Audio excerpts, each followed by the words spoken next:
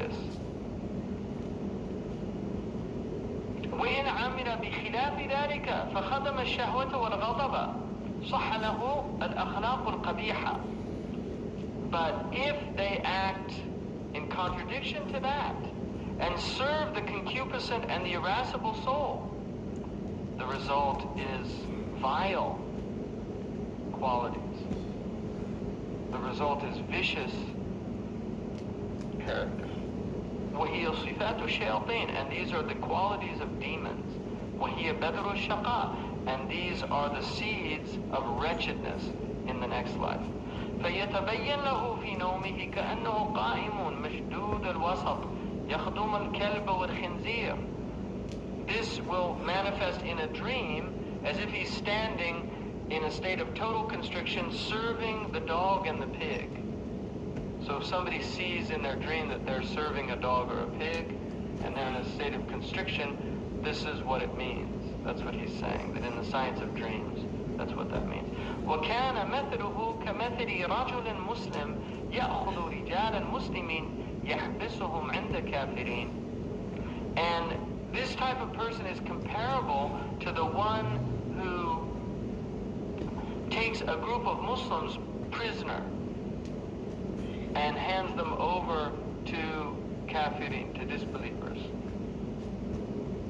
It's as if you're taking the intellect prisoner and you're giving the intellect, the Muslim, you're giving them over to the kafirin. That's what he's saying. That when you surrender your will to your concupiscent and your irascible soul, to the pig and the dog and the demon, this is what you've done. You've surrendered Muslims to the kafirin because they're ingrates.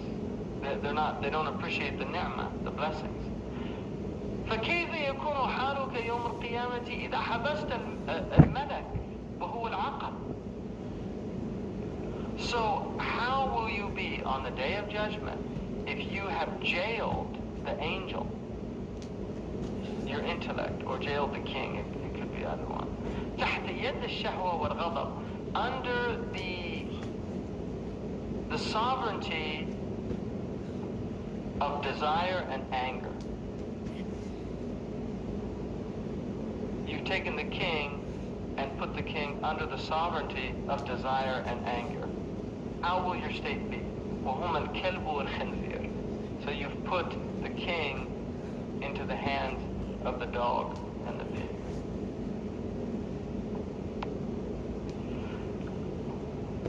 واعلم أن الإنسان في صورة ابن آدم اليوم وغدا تنكشف له المعاني فتكون الصور في معنى المعاني.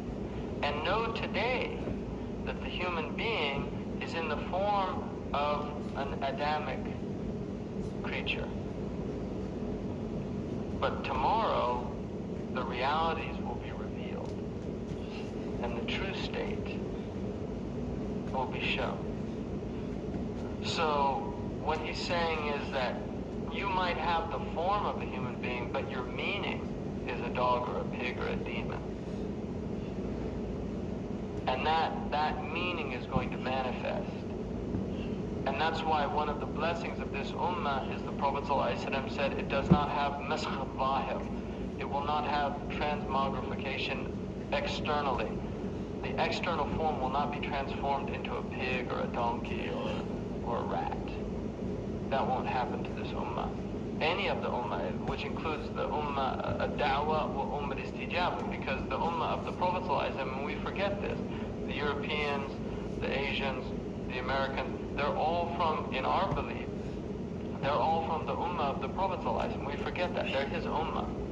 Because the ummah is, there's two. The ummah ad-da'wah, the people that were invited to his path, and the people that responded to the invitation.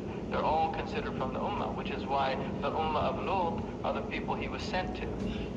They're called Qawm Lut, the people of Lut. They didn't believe in him, but they're still his people. So even the people that disbelieve in the Prophet are from his ummah. So from the blessings of the Prophet ﷺ, there is no outward transformation. people will not be exposed. So you can see pigs and donkeys and all these animal forms that are low. You'll see them out there. One of the interesting things about extinction is it's not the pigs that are going extinct. It's not the cockroaches. It's not the rats. It's all the high quality. It's the falcons. It's the eagles. It's the leopards. That's what's going extinct. It's not these common creatures. It's all the extraordinary creatures. They're the ones going extinct. Why? Because those qualities in human beings are going extinct. Because we are the reflection. All of creation is in us. So those things that are, the whales that are going extinct, that's because those qualities in us are disappearing. That's what happens out there. It's a reflection. So there's plenty of cockroaches. Really, there's plenty of pigs. But those high qualities are leaving. One of the things the Moroccan poet, Sheikh Ibn al-Habib, said, إِنَّمَا الْكَوْنُ مَعَانٍ قَائِمَةٌ بِالصُّوَرِ. The cosmos are meanings set up in images. You see an image, but there's a meaning behind the image. إنما الكون معان قائمة بالصور كل من يدرك هذا كان من أهل العبر. Whoever understands this is among the people of discernment. In other words, the people that perceive meanings as opposed to the sensory. The sensoria are there. We experience the sensoria, but all of the sensoria has meanings. Why are we attracted to flowers? Well, what is the attraction? Why are we attracted to colors? Because they reflect meanings. They're tajalliyat of qualities of God, beauty. So what you're seeing is jamal.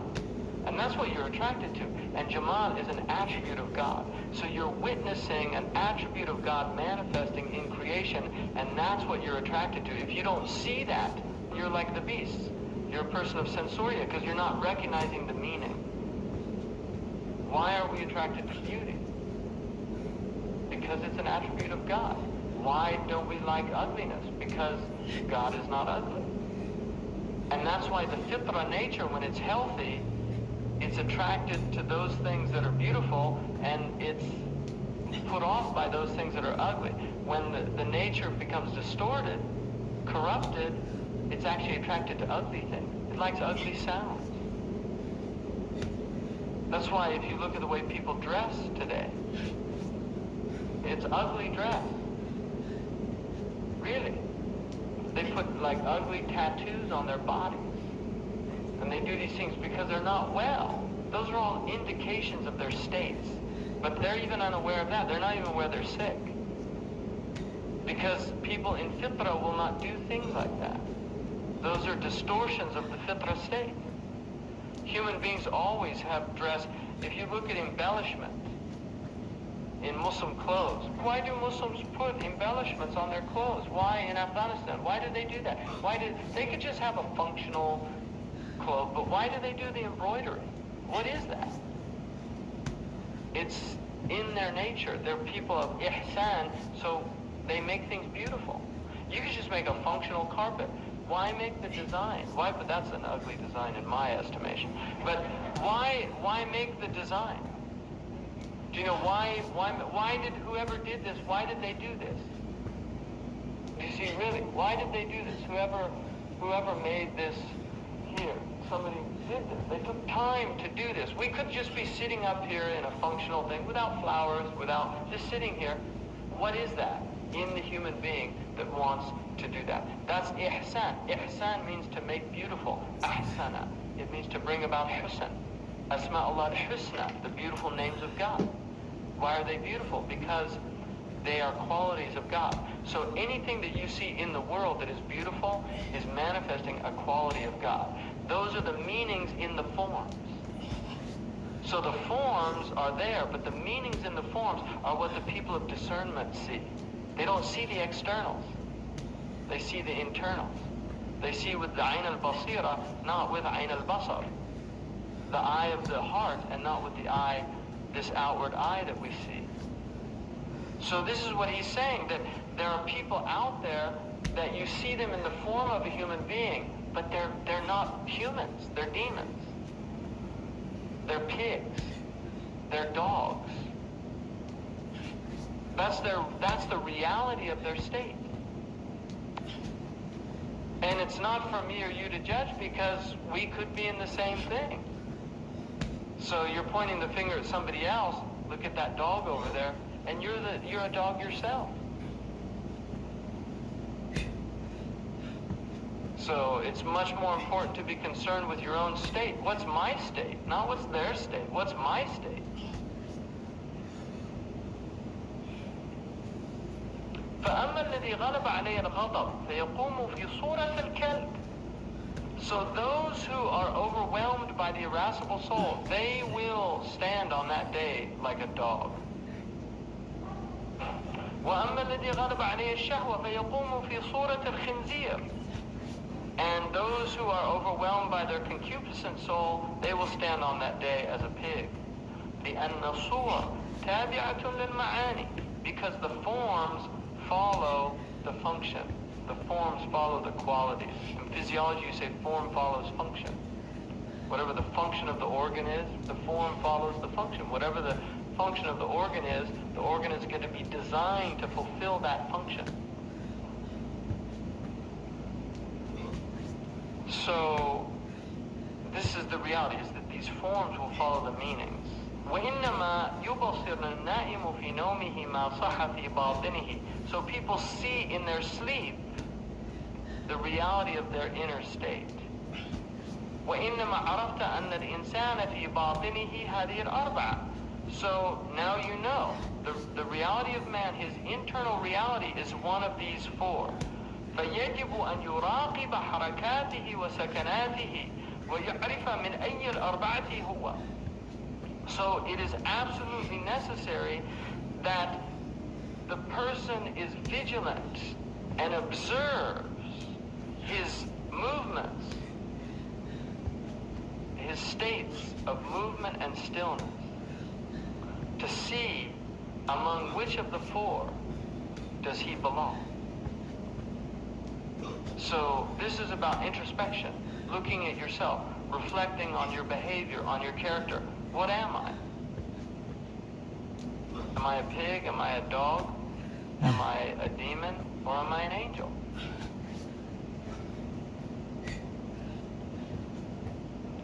فإن صفاته تحصل في قلبه وتبقى معه إلى يوم القيامة. Because these qualities emerge in the heart and will remain with him until the day of judgment.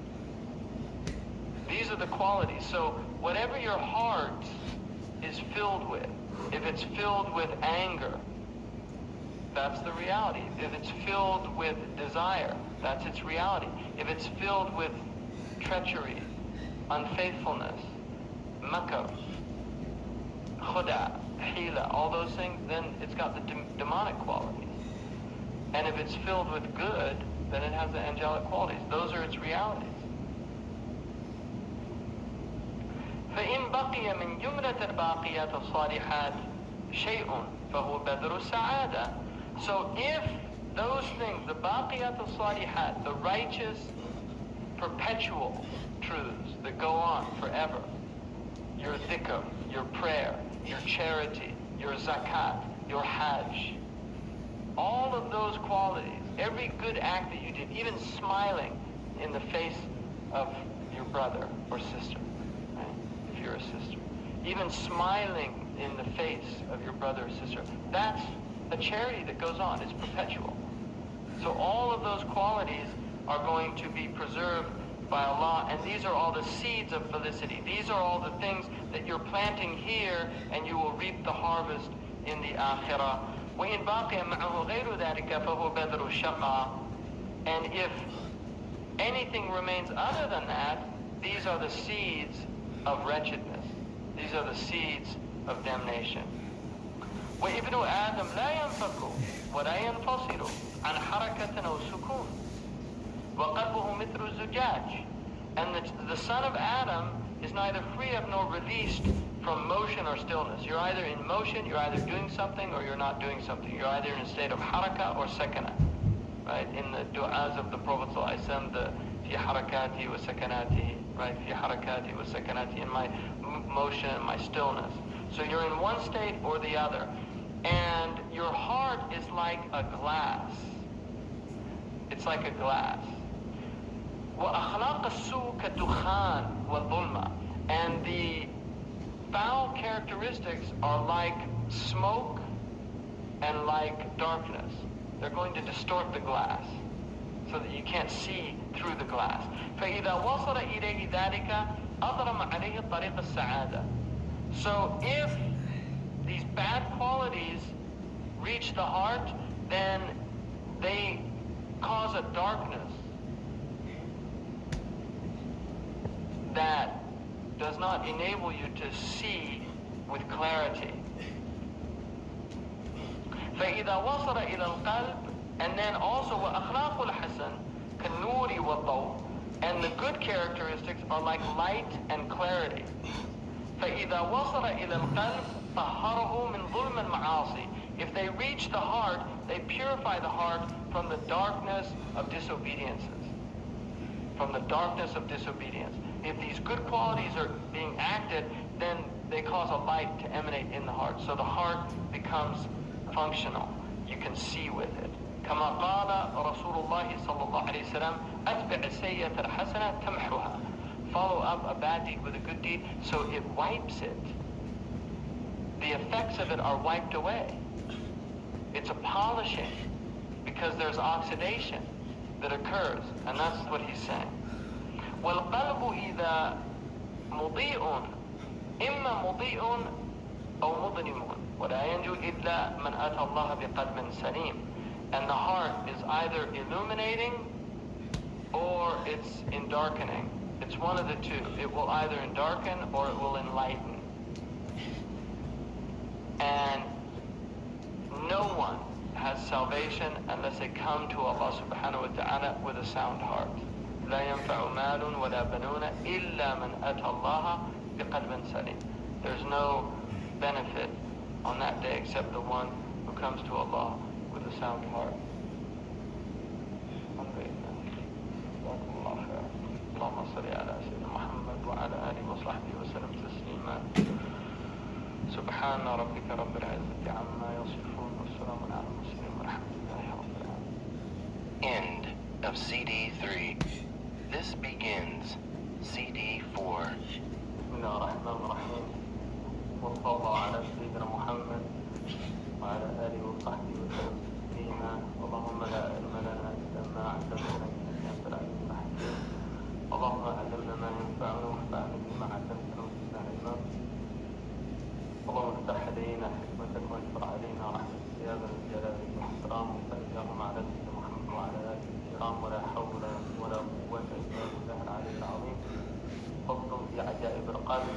Fashion on the wonders of the heart.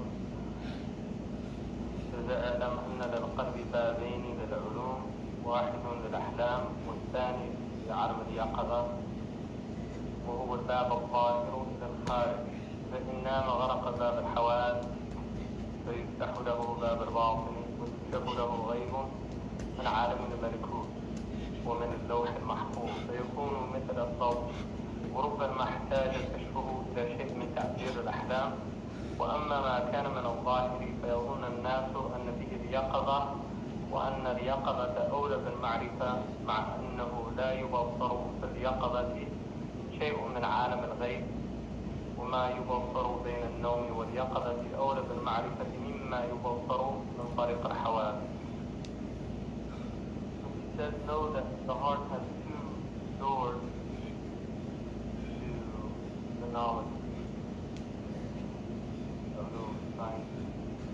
Sciences in the old that was in the واحد من الأحلام. One of them is for dreams, for really vision. Also discriminate between from the ego and or spiritual experiences that happen in sleep that are from above. And then the second is in the awakened state, or the world of waking consciousness.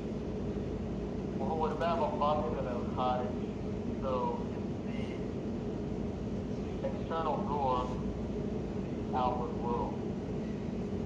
إنما غلق باب الحواس. When he shuts the door of the senses, because the experience that occurs in the sleep is not of this world. You're entering into the world of meaning. It's not.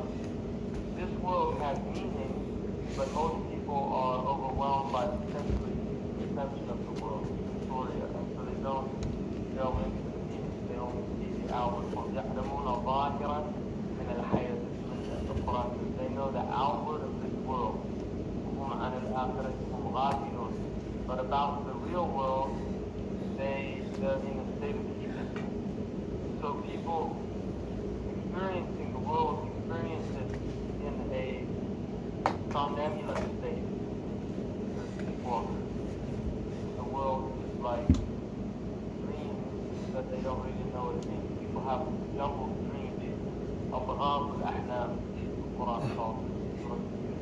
When the king asks them what his vision is, they say, oh, this is just meaningless dreams. Because they don't know what it means, so they just deny it has meaning. And that's a very common strategy for dealing with what you don't know what something means. When you're ignorant of something, you become its enemy. If you don't know, so that doesn't mean anything. If you don't understand. That's one way of dealing with meaning, because you don't understand it. So he's saying that when you sleep, you're shutting off the world of the senses, because the senses are the biggest veil that Allah has made for man. The senses veil you from reality. And people that are of the senses, they can't get beyond them, so they're trapped in the senses. Which is why in many traditions, the basic strategy was to flee from the senses. So if you look in Hinduism, Buddhism, they go to great means to turn off sensoria. They try to get the meaning. In the Christian tradition, the same is true. The monks would literally completely detach from the world, go to monasteries, often in deserts, because the desert is a place that is very useful to shut off sensoria, because there's so little to stimulate you in terms of the senses. If you look at Ibrahim alayhi salam, it's amazing that his family in Mecca, it's a place, he describes it as one of the valley without any foliage. So, and often the desert was a place where people went, hermits and monks and the desert fathers. They literally went into the deserts of Sinai and attempted to disconnect from the world. Islam rejected that, but if you look at the early period of the Prophet's spiritual life, what did he do? He went to a cave. And a cave is sensory deprivation. When you go into a cave, you deprive yourself of senses, because one thing you deprive yourself of is light. And light is a major door to the senses, external light. One of the things that you do as a strategy to help with prayer, if you're muwaswis or if you're mushawish, somebody who's easily distracted, then it's usually makruh to close your eyes during the prayer, but it's permitted if you're somebody who is easily distracted, because the eyes open up the door of the senses. And so this is what they would do, is disconnect, meditation, all these different things. But at the end of the Prophet's life, or not even at the end, but later, when he's in Medina, he's praying in front of his wife. I mean, she's literally on her bed, lying in front of him, and he's in tahajjud in a complete state of witnessing with Allah subhanahu wa ta'ala and completely undistracted by any external temptations or forms. And even when he went on the Mi'raj, it said, مَا زَاغَ الْبَصَرُ وَمَا طَغَى. You could imagine if the unseen is being unveiled to you, because that's what was happening. The unseen, there is an inward sensory experience also. there's a sensory experience of the unseen world. It's inward, it's not outward, but it's an experience. But his vision was not distracted by the unseen world because he was so focused on his Lord. Even in the midst of all these wonders that are being revealed before his eyes didn't divert and his heart never diverted because his heart was completely in tune with reality. And reality is unicity. Reality is absolute, unadulterated oneness. So there's no other in reality. There's no distraction in reality. Reality is pure. So what he's saying is when you sleep, you're being deprived of this door of the senses. And you're opened up to an internal door, a door of the inward, and there are elements of the unseen that are being opened up to you in the unseen world. And it's from the alam al-malakut. So this is a door to knowledge for the heart. And this is why the Prophet ﷺ said, true dreams are 1/46 of prophecy. 1/46 of prophecy. And true dreams are the access that the average human being has to prophecy. And that's why people will see dreams that come true. They will have meanings revealed to them in dreams. And these are related to prophecy. That's what that hadith means. So it's a door of perception, dream. And it's an opening to the malakut, which is what in the gospel is called the kingdom of the heavens. And there are many, many references to this in the gospel. Isa alayhi salam talked about the kingdom of the heavens being revealed to his disciples. Min al-lawh al-mahfuz. So those things that are from the lawh al-mahfuz in the So this is a tree push-up. We target the lower chest. This is a incline. Target right here.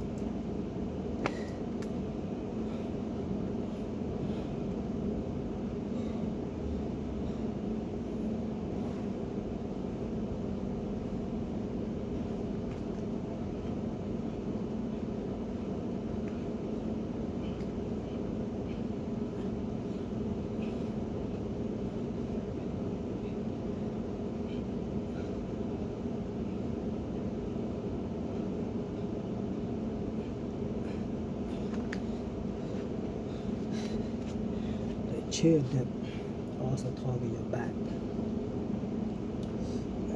Drip down here too.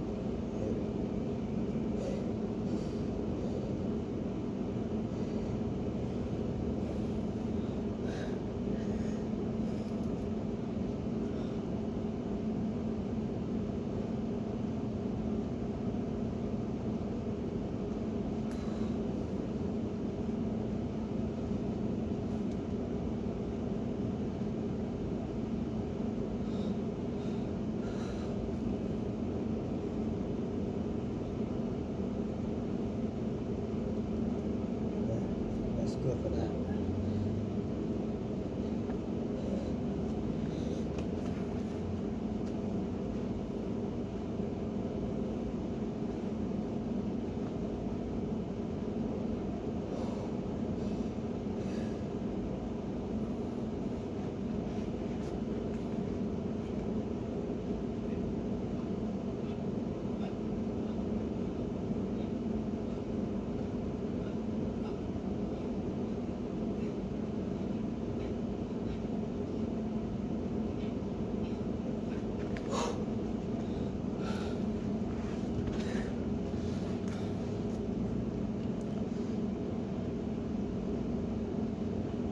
Gym, no problem. Regular burpee, 100, 60 kick out, and about